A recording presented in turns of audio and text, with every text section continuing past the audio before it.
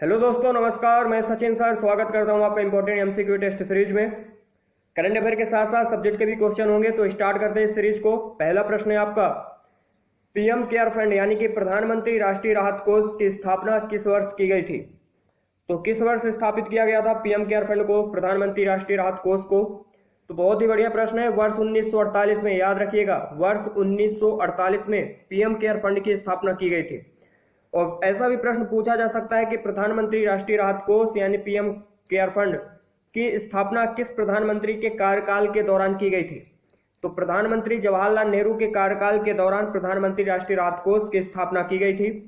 अब जो PM care fund होता है तो उसका भरण पोषण कैसे होता है, यानी कि पीएम केयर फंड में पैसा कहां से आता है? तो याद रखिएगा, जो धनराशि होती है वो जनता के द्वारा उसमें अंशदान किया जाता है, उसमें पीएम केयर फंड में। ठीक है, प्रधानमंत्री जो राष्ट्रीय राहत कोष होता है तो उसमें जनता के द्वारा जो अंशदान किया जाता है वहीं से उसमें पैसा आता है। और इस धनराशि का उपयोग बाढ़, चक्रवात, प्राकृतिक आपदाओं में मारे गए परिवारों की सहायता के लिए, ठीक है, जो लोग इसमें मारे जाते हैं तो उनके परिवारों की सहायता के लिए, उनके भरण पोषण के लिए प्रधानमंत्री राष्ट्रीय राहत कोष से वह धनराशि उनकी सहायता के लिए दी जाती है। पीएम केयर फंड का अध्यक्ष कौन होता है? अगर ऐसा प्रश्न पूछ ले कि प्रधानमंत्री राष्ट्रीय राहत कोष, इसके अध्यक्ष कौन होते हैं? तो भारत के प्रधानमंत्री ही इस केयर फंड, जो प्रधानमंत्री केयर फंड होता है, ठीक है, पीएम केयर फंड, प्रधानमंत्री राष्ट्रीय राहत कोष, इसके अध्यक्ष कौन होगा? तो प्रधानमंत्री ही होते हैं। और सदस्य कौन कौन होता है? तो रक्षा मंत्री, वित्त मंत्री और गृह मंत्री, यानी कि डिफेंस मिनिस्टर, फाइनेंस मिनिस्टर और होम मिनिस्टर इसके सदस्य के रूप में होते हैं। ठीक है, तो याद रखिएगा, वर्ष 1948 में पीएम केयर फंड की स्थापना की गई थी। प्रधानमंत्री राष्ट्रीय राहत कोष की स्थापना वर्ष 1948 में जवाहरलाल नेहरू जब प्रधानमंत्री थे उनके कार्यकाल के दौरान की गई थी। अगला प्रश्न है आपका, ग्रेट ग्रीन वॉल पहल किस देश के द्वारा शुरू की गई थी? तो बहुत ही बढ़िया प्रश्न, ग्रेट ग्रीन वॉल पहल के बारे में पूछा गया है। किस देश के द्वारा इस पहल की शुरुआत की गई थी? भारत, चीन या अफ्रीकी देशों के द्वारा या यूरोपीय देशों के द्वारा? तो किन देशों के द्वारा इसकी शुरुआत की गई थी? तो अफ्रीकी देशों के द्वारा। ठीक है, अफ्रीकी देशों के द्वारा ग्रेट ग्रीन वॉल पहल की शुरुआत की गई थी। है क्या ये ग्रेट ग्रीन वॉल पहल? तो सहारा रेगिस्तान का जो विस्तार, ठीक है, सहारा रेगिस्तान को विस्तार को रोकना, और साथ ही साथ जो अफ्रीका में साहुल क्षेत्र आता है, ठीक है, साहिल क्षेत्र, तो उस क्षेत्र में निवास करने वाले लोगों के जीवन स्तर में सुधार लाना। ठीक है, विश्व का सर्वाधिक गरीब क्षेत्र साहिल क्षेत्र जो माना जाता है, तो वहां की जो लोग वहां निवास करते हैं तो उनके जीवन स्तर में सुधार लाना, तथा इसके साथ ही साथ भू मरुस्थलीकरण, ठीक है, जो ये सहारा रेगिस्तान का विस्तार बढ़ता जा रहा था, ठीक है, तो इस भूमि को पुनर्निर्माण करने के लिए और सहारा रेगिस्तान के विस्तार को रोकने के लिए, तथा साहुल क्षेत्र में जो लोग निवास वहां पे जो जीवन व्यापन करते हैं तो उनके जीवन स्तर में सुधार लाने के लिए ग्रेट ग्रीन वॉल पहल स्टार्ट की गई है। ठीक है, शुरू की गई थी। और इसके अंतर्गत वृक्षारोपण यानी कि पौधों को लगाया जाएगा। ठीक है, मिट्टी का जो भूमि का पुनर्निर्माण करना है, तो इसके अंतर्गत ग्रेट ग्रीन वॉल के पहल के अंतर्गत जो अफ्रीकी देशों के द्वारा शुरू की गई है। ठीक है, याद रखिएगा इसको, सहारा रेगिस्तान के विस्तार को रोकना। अब ये चर्चा में क्यों बना, करंट अफेयर में क्यों रहा? तो इसका कारण यह है कि अभी हाल ही में भारत सरकार के द्वारा ग्रीन वॉल पहल प्रस्तावित की गई है। ठीक है, ग्रीन वॉल पहल योजना प्रस्तावित की गई है, जिसके अंतर्गत आरावली पर्वत श्रृंखला में जो भूमि मरुस्थलीकरण की जो समस्या बढ़ती जा रही है और थार मरुस्थल, ठीक है, थार मरुस्थल का जो विस्तार बढ़ता जा रहा है, तो थार मरुस्थल के विस्तार को रोकने के साथ साथ आरावली पर्वत श्रृंखला में भूमि मरुस्थलीकरण को रोकना, ठीक है, जो भूमि बंजर होती जा रही है उस भूमि को बंजर होने से बचाना, तथा साथ ही साथ जो थार मरुस्थल का जो विस्तार बढ़ता जा रहा है तो इस विस्तार को रोकना। इसलिए अभी हाल ही में भारत सरकार के द्वारा ग्रीन वॉल पहल योजना प्रस्तावित की गई है। ठीक है, आरावली पर्वत श्रृंखला का विस्तार कहाँ कहाँ है तो आपको पता होगा। ठीक है, दिल्ली, हरियाणा, राजस्थान, गुजरात ग्रीन वॉल पहल के अंतर्गत आएंगे। ठीक है, ये योजना कहां से कहां तक जाएगी, अगर ऐसा भी प्रश्न पूछ ले कि ग्रीन वॉल पहल की शुरुआत कहां से कहां तक की जाएगी, तो आरावली पर्वत श्रृंखला में की जाएगी। और साथ ही साथ ये योजना शुरू होगी गुजरात के पोरबंदर से लेके, ध्यान से सुनिएगा इसको, गुजरात के पोरबंदर से शुरू होकर हरियाणा के पानीपत तक। ठीक है, गुजरात के पोरबंदर से शुरू होकर हरियाणा के पानीपत तक ग्रीन वॉल पहल योजना प्रस्तावित की गई है। ठीक है, और साथ ही साथ आपको पता होगा, जब आप एटलस देखोगे, मैप देखोगे, तो आरावली पर्वत श्रृंखला कहां पर है, तो लगभग 1400 किलोमीटर, ठीक है, 1400 किलोमीटर के लगभग लंबी यह परियोजना होगी ग्रीन वॉल पहल, जो भारत सरकार के द्वारा भी हाल में प्रस्तावित की गई है, और 2030 तक इस योजना को पूरा करना है। ठीक है, और होगा क्या, इसमें वृक्षारोपण किया जाएगा, पेड़ पौधे लगाए जाएंगे। ठीक है, जो भूमि का मरुस्थलीकरण बढ़ रहा है तो भूमि के मरुस्थलीकरण को रोका जाएगा।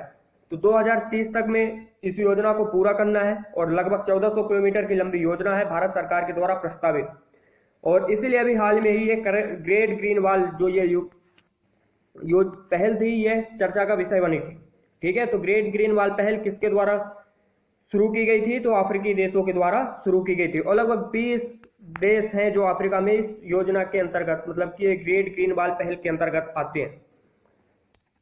अगला प्रश्न है आपका, प्राय समाचारों में देखे जाने वाला लंदन प्रोटोकॉल संबंधित है। तो लंदन प्रोटोकॉल किससे संबंधित है? भारत और नेपाल के बीच समझौता, या कोविड-19 से संबंधित प्रोटोकॉल, या सागरीय पर्यावरण की रक्षा करने से संबंधित, या इनमें से कोई नहीं। तो लंदन प्रोटोकॉल क्या है? तो लंदन प्रोटोकॉल जो है तो सागरीय पर्यावरण की रक्षा करने से संबंधित है, पर्यावरण से संबंधित है। ये पर्यावरण से संबंधित करंट अफेयर लंदन प्रोटोकॉल, तो सागरीय पर्यावरण की रक्षा करने से संबंधित है। इसके अंतर्गत क्या है कि एक लिस्ट तैयार की जाती है कि किन अपशिष्टों का समुद्र में, ठीक है, महासागरों में किन अपशिष्टों का डंपिंग करना है, किन अपशिष्टों का डंपिंग नहीं करना है, किन अपशिष्टों के डंपिंग से पर्यावरण को नुकसान होगा, तो ऐसे अपशिष्टों को वहां पे डंपिंग नहीं किया जाता। ठीक है, तो ये कहलाता है लंदन प्रोटोकॉल। इसके अंतर्गत अपशिष्टों को, किन अपशिष्टों को सब पानी में यानी कि समुद्र में किनका डंपिंग किया जाएगा, किनका नहीं किया जाएगा, तो सागरीय पर्यावरण की रक्षा करने से संबंधित है आपका लंदन प्रोटोकॉल, याद रखिएगा। अगला प्रश्न है, निम्नलिखित में कौन सा देश बिम्स्टेक का सदस्य नहीं है? तो कौन सा ऐसा देश है जो बिम्स्टेक का सदस्य नहीं है? तो पहले तो अपने को याद होना चाहिए कि बिम्स्टेक में कौन कौन से ऐसे देश है जो सदस्य हैं। ठीक है, तो बांग्लादेश, भारत, म्यांमार, श्रीलंका, थाईलैंड, नेपाल, भूटान, 7 देश। ठीक है, बांग्लादेश, भारत, म्यांमार, श्रीलंका, थाईलैंड, नेपाल और भूटान, ये बिम्स्टेक के अंतर्गत आते हैं। ठीक है, बिम्स्टेक का मुख्यालय कहाँ पर है? अगर ऐसा प्रश्न पूछ ले कि बिम्स्टेक का मुख्यालय कहाँ पर है, तो ये ढाका में स्थित है। ठीक है, बिम्स्टेक का मुख्यालय कहाँ पर है? तो ढाका में स्थित है। तो कौन सा देश बिम्स्टेक का सदस्य नहीं है? तो चीन। ठीक है, चीन बिम्स्टेक का सदस्य नहीं है। और बिम्स्टेक का गठन, ठीक है, अगर पूछ ले कि बिम्स्टेक का गठन कब हुआ था, तो 6 जून 1997 को। ठीक है, 6 जून 1997 को इसका गठन किया गया था। अगला प्रश्न, ब्रिटिश सरकार द्वारा ऑपरेशन जीरो आवर कब चालू किया गया था? तो ये आधुनिक भारत के इतिहास से पूछा गया प्रश्न है। ब्रिटिश सरकार के द्वारा ऑपरेशन जीरो आवर कब चालू किया गया था? बंगाल विभाजन के दौरान, साइमन कमीशन के दौरान, असहयोग आंदोलन के दौरान, या भारत छोड़ो आंदोलन के दौरान? तो कब शुरुआत की गई थी ऑपरेशन जीरो आवर की? तो आपने पढ़ा होगा तो आपको जरूर पता होगा कि ऑपरेशन जीरो आवर कब शुरू किया गया था। तो ऑपरेशन जीरो आवर की शुरुआत की गई थी भारत छोड़ो आंदोलन के दौरान। ठीक है, भारत छोड़ो आंदोलन के दौरान ऑपरेशन जीरो आवर की शुरुआत की गई थी। इसके अंतर्गत जो देश में बड़े नेता थे उनको गिरफ्तार कर लिया गया था, उनको बंदी बना लिया गया था। ठीक है, देश के सभी बड़े नेताओं को बंदी बनाकर अलग अलग जेलों में बंद करके रखा गया था, जिसमें गांधी जी भी सम्मिलित थे। और पेपर में प्रश्न पूछा जाता है कि गांधी जी को कैद करके कहाँ रखा गया था? तो गांधी जी को आगा खां पैलेस में गिरफ्तार करके रखा गया था, याद रखिएगा। भारत छोड़ो आंदोलन के दौरान जब गांधी जी को ऑपरेशन जीरो आवर के तहत गिरफ्तार किया गया था तो उनको आगा खां पैलेस में रखा गया था। अगला प्रश्न है आपका, कोणार्क सूर्य मंदिर किस नदी के तट पर स्थित है? तो कोणार्क का सूर्य मंदिर, पहला प्रश्न तो ये भी पूछा जा सकता है, इस तरह से भी प्रश्न पूछा जा सकता है कि कोणार्क सूर्य मंदिर किस राज्य में स्थित है? तो कोणार्क का सूर्य मंदिर ओडिशा राज्य में स्थित है, नरसिंहदेव प्रथम के द्वारा। ठीक है, नरसिंहदेव प्रथम के द्वारा बनवाया गया, और वर्ष 1984 में इसको विश्व विरासत स्थल का दर्जा दिया गया था, और चंद्रभागा नदी के किनारे स्थित है। तो याद रखिएगा, कोणार्क सूर्य मंदिर ओडिशा राज्य में स्थित है। 1984 में इसको विश्व विरासत स्थल का दर्जा भी प्राप्त है, तो यह भी पूछा जा सकता है, और चंद्रभागा नदी के किनारे यह स्थित है। अगला प्रश्न, भारत में पहला बजट किस गवर्नर के शासनकाल के दौरान पास किया गया था? तो जो भारत का पहला बजट था तो किस गवर्नर के शासनकाल के दौरान पास किया गया था?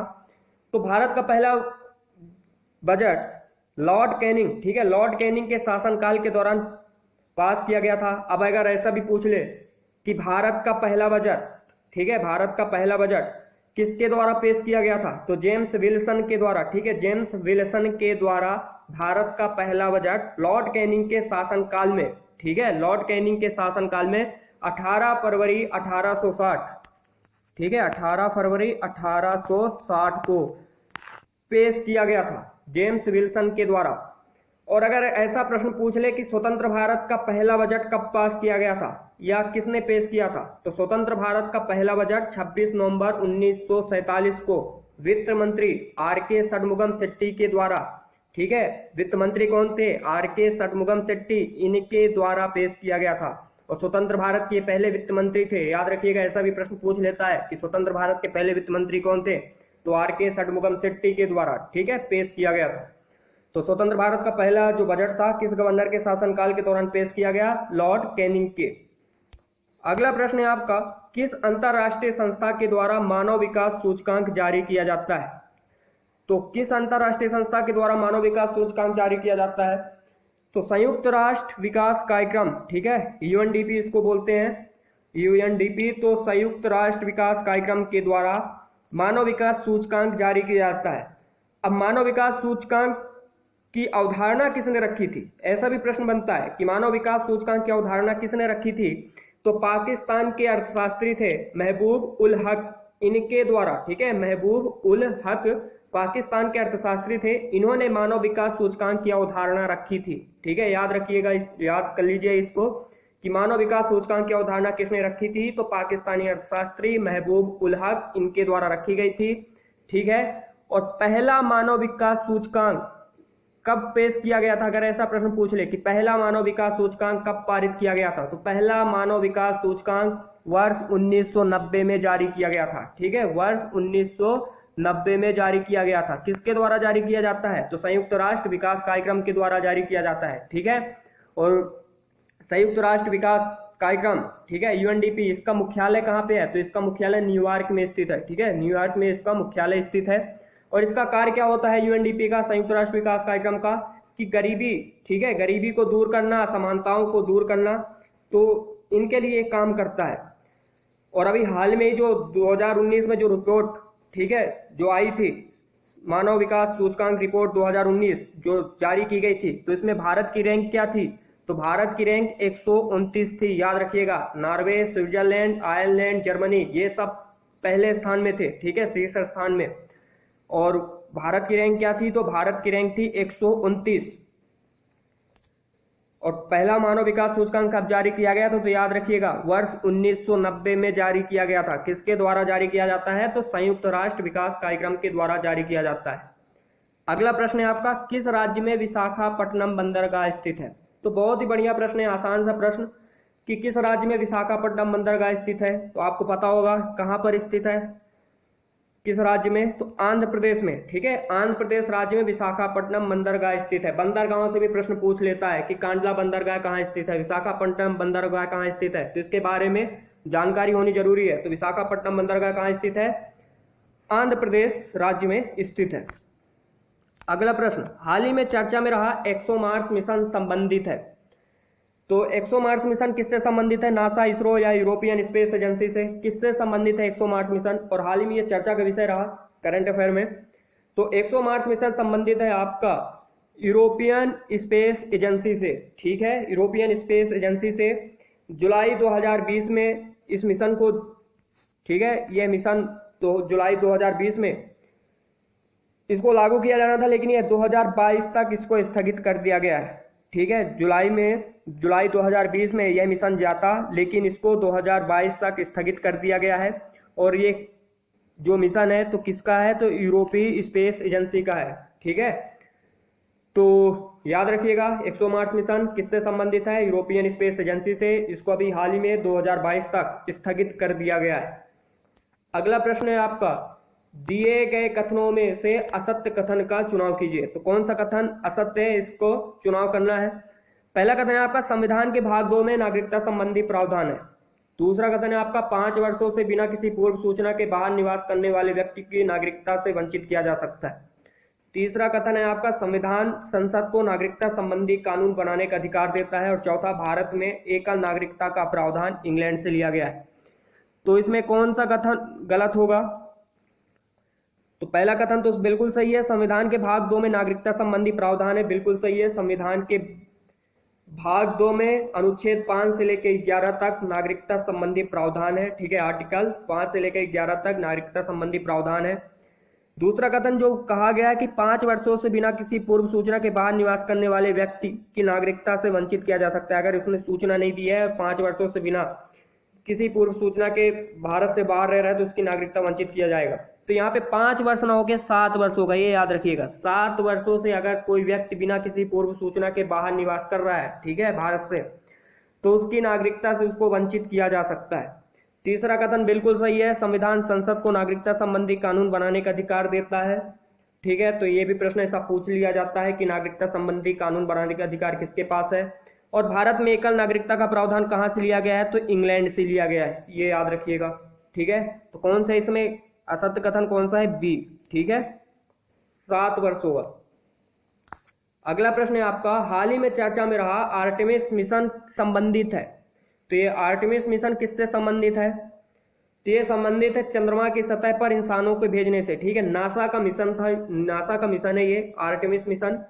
इसका उद्देश्य क्या है? चंद्रमा की सतह पर इंसानों को भेजना है, यानी कि पहली महिला को, ठीक है, यानी पहली महिला होगी जो चंद्रमा की सतह पर उतरेगी। यह उद्देश्य है नासा के ये आर्टेमिस मिशन का, चंद्रमा की सतह पर इंसानों को उतारना। और इसके अंतर्गत महिला को भी ले जाया जाएगा और वो पहली महिला होगी जो चंद्रमा पर उतरेगी, चंद्रमा की सतह पर, ठीक है। तो ये कहाँ का मिशन है? ये नासा का मिशन है, आर्टेमिस मिशन। तो अगर पेपर में पूछ ले, समाचारों में रहा आर्टेमिस मिशन संबंधित है तो चंद्रमा की सतह पर इंसानों को भेजने से, इस मिशन के अंतर्गत वो पहली महिला जाएगी जो चंद्रमा की सतह पर उतरेगी, ठीक है। अगला प्रश्न आपका, कानून व्यवस्था के लिए सर्वप्रथम किस गवर्नर ने पुलिस बल को संगठित किया था?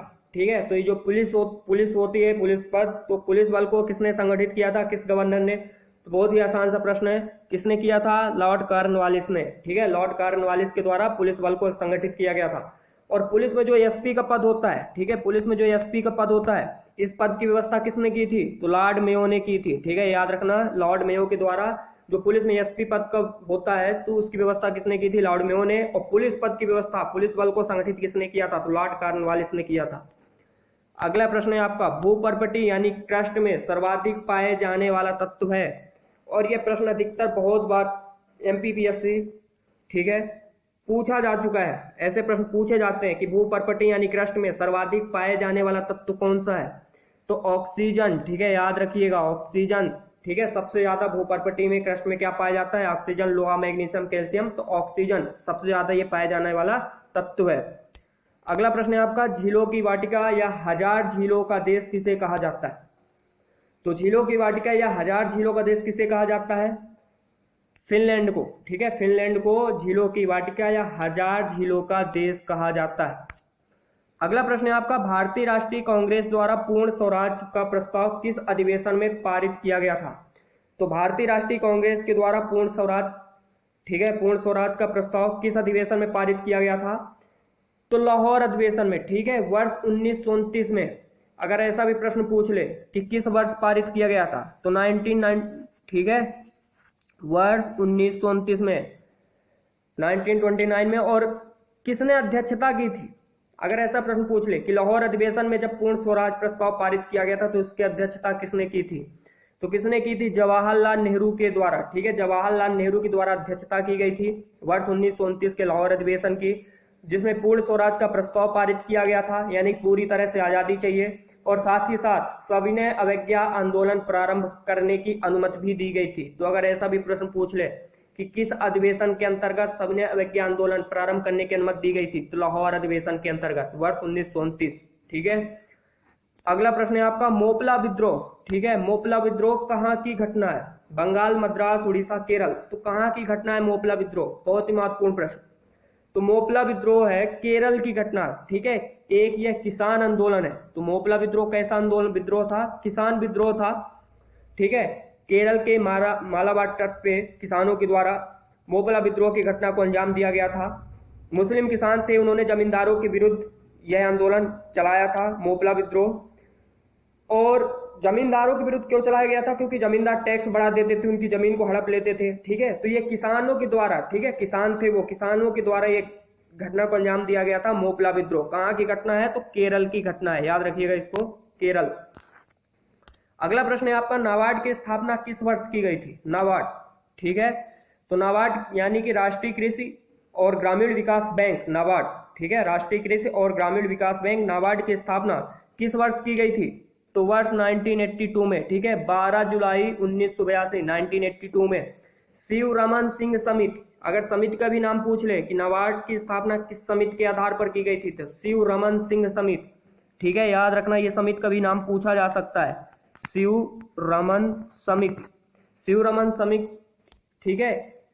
इनके आधार पर ये समिति थी, इस आधार पर नाबार्ड की स्थापना की गई थी। नाबार्ड का मुख्यालय कहां पर है? अगर ऐसा प्रश्न पूछ ले, 2-3 प्रश्न आपको बता देता हूं नाबार्ड से संबंधित। स्थापना कब की गई थी? तो 12 जुलाई 1982 को। किस समिति की सिफारिशों से? तो शिवरमन सिंह समिति की सिफारिशों के आधार पर की गई थी। नाबार्ड का मुख्यालय कहां पर है? तो मुंबई में है, ठीक है, याद रखना, नाबार्ड का मुख्यालय कहां पे है? मुंबई में। राष्ट्रीय कृषि और ग्रामीण विकास बैंक का मुख्यालय कहां पे? मुंबई में। अगला प्रश्न है आपका, निम्नलिखित में से कौन सा राज्य सरदार सरोवर परियोजना से संबंधित नहीं है? तो बढ़िया प्रश्न है आपका। तो पहला तो ये कि सरदार सरोवर परियोजना किस नदी पर है, ठीक है, सरदार सरोवर परियोजना किस नदी पे है? तो नर्मदा नदी पे है। अब कौन सा राज्य ऐसा है जो सरदार सरोवर परियोजना से संबंधित नहीं है? ऑप्शन दिए हुए मध्य प्रदेश, महाराष्ट्र, राजस्थान, पंजाब। तो कौन सा राज्य जो संबंधित नहीं है? तो पता होगा आपको, पंजाब, ठीक है। मध्य प्रदेश, महाराष्ट्र, राजस्थान, गुजरात, 4 राज्य हैं जो इस परियोजना से संबंधित हैं, पंजाब नहीं होगा, ठीक है। और 4 राज्य मध्य प्रदेश, महाराष्ट्र, राजस्थान, गुजरात जो सरदार सरोवर परियोजना से संबंधित है, और यह परियोजना नर्मदा नदी पर है। अगला प्रश्न, हाल ही में चर्चा में रहा मामल्लपुरम या महाबलीपुरम किस राज्य में स्थित है? ठीक है, तो महाबलीपुरम मंदिरों का वहां पे बहुत मंदिर है, ठीक है। तो मामल्लपुरम या महाबलीपुरम किस राज्य में स्थित है? उड़ीसा, कर्नाटक, आंध्र प्रदेश, तमिलनाडु। और ये चर्चा का विषय रहा करंट अफेयर में।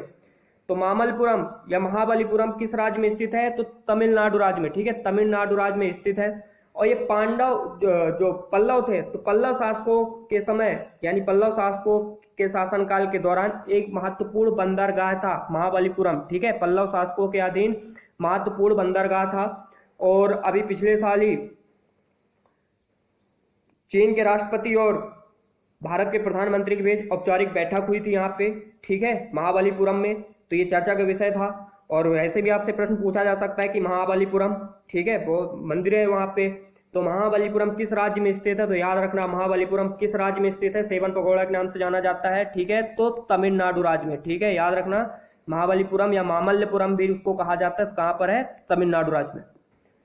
तो दोस्तों, इस सीरीज में 20 प्रश्न और 20 प्रश्नों के साथ इस सीरीज की ये वीडियो समाप्त होती है।